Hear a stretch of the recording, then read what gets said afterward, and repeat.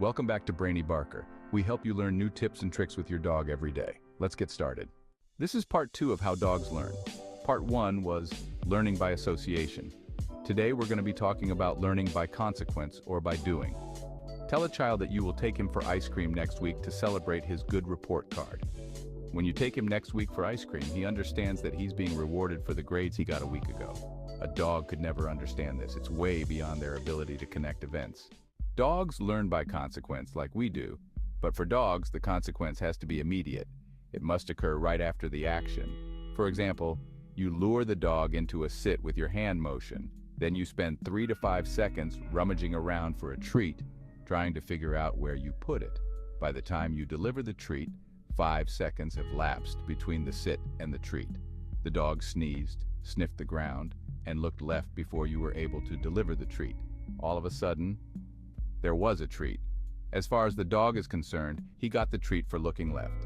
You eventually teach the dog to sit, but it will take much longer.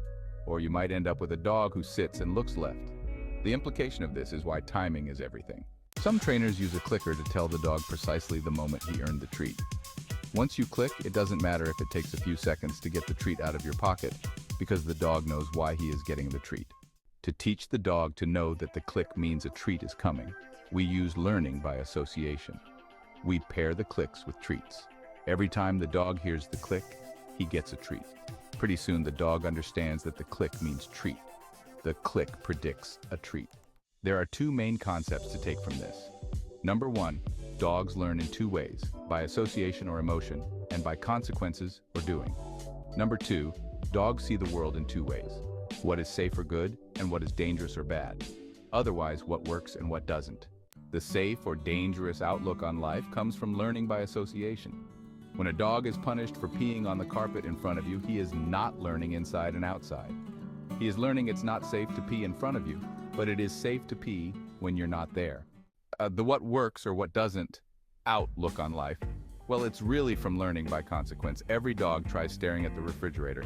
After a while, they give up and don't bother trying again because, staring at the refrigerator doesn't seem to work. It never opens and gives them food. They also try staring at their people at the dinner table. Every once in a while, someone gives in and gives them a little bit. In other words, staring at people while they eat works. Staring at the refrigerator doesn't work, so the dog doesn't continue to do that, but will continue to beg while you eat. The important point here is that their world is safe or dangerous and works or doesn't work, not right or wrong. Dogs do not have the capacity for those abstract thoughts. Don't do things we don't like to get back at us or to be stubborn or naughty. This is a myth.